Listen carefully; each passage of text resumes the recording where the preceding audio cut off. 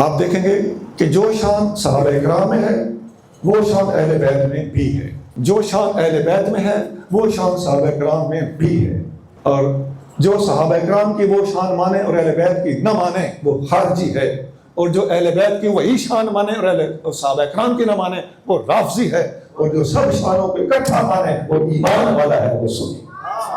سب سے پہلی بات تو یہ ہے کہ تمام صحابہ اکرام کی محبت امت پر لازم ہے، اور تمام اہل بیت اطہار کی محبت بھی امت پر لازم ہے۔ جو اس میں فرق کرتا ہے، کبھی تصوف کا بہانہ بناتا ہے اور کبھی محبت اہل بیت کا ڈھانگ رچاتا ہے، اور کبھی کسی اور اعتبار سے ان کے درمیان ناجائز تفریق قائم کرتا ہے، وہ نبی کریم صلی اللہ علیہ وسلم کے ارشادات عالیہ سن لے۔ نبی کریم صلی اللہ علیہ وسلم نے تمام صحابہ کے بارے میں ارشاد فرمایا کہ فمن احبہم فبحبی احبہم، جس نے میرے صحابہ سے محبت کی اس کے دل میں میری محبت تھی، اس لیے اس نے ان سے محبت کی۔ ومن ابغضہم فببغضی ابغضہم، جس نے میرے صحابہ سے بغض رکھا اس کے دل میں میرا بغض تھا، اس لیے اس نے ان سے بغض رکھا۔ یہ حدیث جامع ترمذی میں موجود ہے۔ ایسے ہی اہل بیت اطہار کے بارے میں بھی جامع ترمذی میں اسی کتاب میں ایک اور حدیث موجود ہے۔ نبی کریم صلی اللہ علیہ وسلم نے فرمایا احب اللہ لما یرزقکم، اللہ سے محبت کرو وہ تمہیں رزق دیتا ہے، وحبونی بحب اللہ، اور مجھ سے محبت کرو اللہ کی خاطر، وحبوا اہل بیتی لحبی، اور میرے اہل بیت سے محبت کرو میری خاطر۔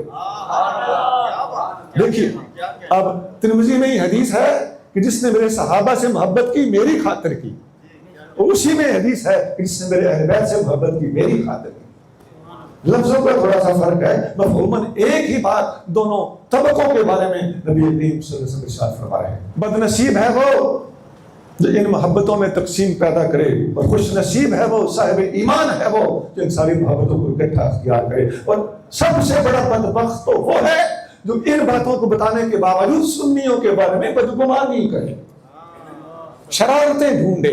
اور سنیے حدیث میں آتا ہے، بخاری وغیرہ میں حدیث، انس بن مالک رضی اللہ تعالیٰ عنہ روایت کرتے ہیں، ایک بندے نے پوچھا یا رسول اللہ متی الساعۃ، قیامت کب آئے گی؟ آپ کریم صلی اللہ علیہ وآلہ وسلم نے فرمایا ما اعددت لہا، تو نے قیامت کے لیے تیاری کیا کی ہے؟ انہوں نے حضور میں نے زیادہ کچھ نفل نہیں پڑھے، نہ کوئی نفل یہ روزے زیادہ رکھے ہیں، بس فرض ادا کرتا ہوں۔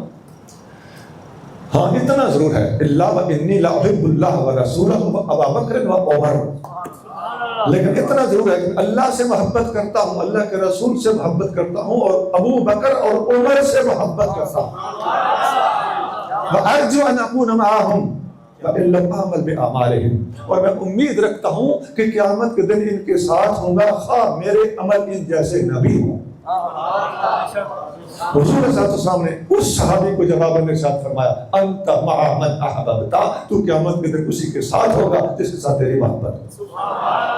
نظر آ گئی ابو بکر عمر کی محبت اللہ کے رسول کے فوراً بعد متصلم کام ہوئی ہے۔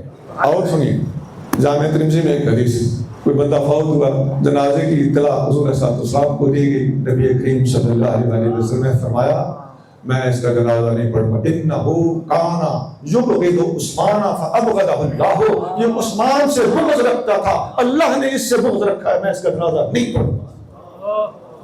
آج لوگ جنازے کی بحث بھی لے کر بیٹھ جاتے ہیں، عثمان غنی سے بغض رکھنے والے کا جنازہ حضور صلی اللہ علیہ وسلم نے نہیں پڑھا۔ جناب آپ باقی باتیں لوگ سمجھ لو، شیخین کی بات بہت دور کی بات۔ حضور علیہ الصلوۃ والسلام ان سے سلام لینے سے، سنیے حدیث، اذا رأیتم الذین یسبون اصحابی فقولوا لعنت اللہ علی شرکم، جب تم دیکھو کہ میرے صحابہ کو لوگ گالیاں دینے والے تمہارے سامنے آ گئے تو تم کہا کرو اللہ کی لعنت ہو تمہاری شرارتوں پر۔ ان کا تو یہ سلام ہے۔ ترمذی میں حدیث ہے، یہ جو میں سنا رہا ہوں یہ جامع ترمذی۔ اور سنیے میں اوپر سے شروع ہوا ہوں، اب سیدنا علی متضاد رضی اللہ تعالیٰ عنہ کے بارے میں حدیث سنیے۔ مسلم شریف میں حدیث ہے، نبی کریم رؤوف رحیم صلی اللہ علیہ وآلہ وسلم ارشاد فرماتے ہیں کہ علی کی محبت ایمان کی نشانی ہے اور علی کا بغض منافقت کی نشانی۔ پیچھے سے سنتے آ رہے ساری حدیثیں.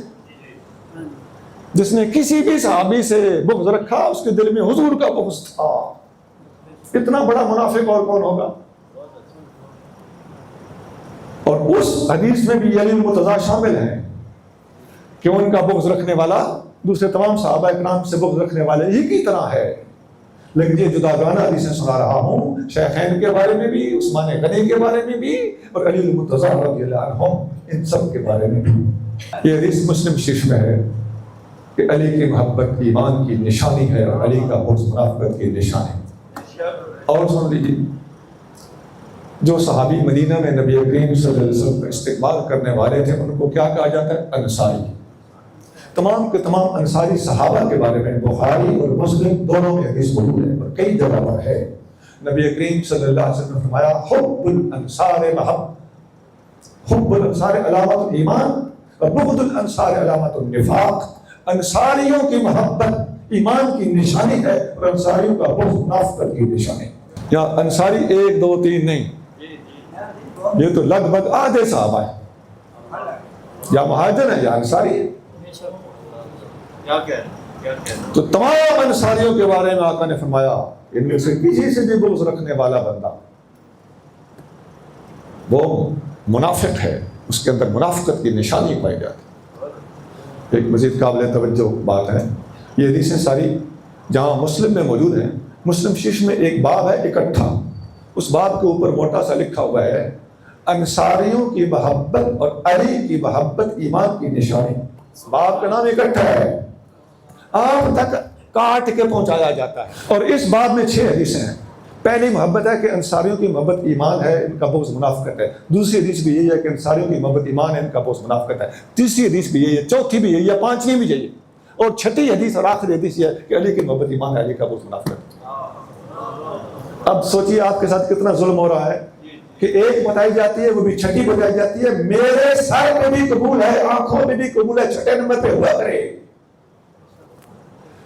لیکن ظلم تو وہ کر رہا ہے جو اوپر کی اڑا رہا ہے اور ایک نہیں 5 اڑا رہا ہے. یہ میں نے مختصر سا 4 خلفاء کے بارے میں نقشہ رکھا ہے اور پھر انصاریوں تک بات پہنچائی ہے، اور اس پر بڑی حدیثیں ہیں.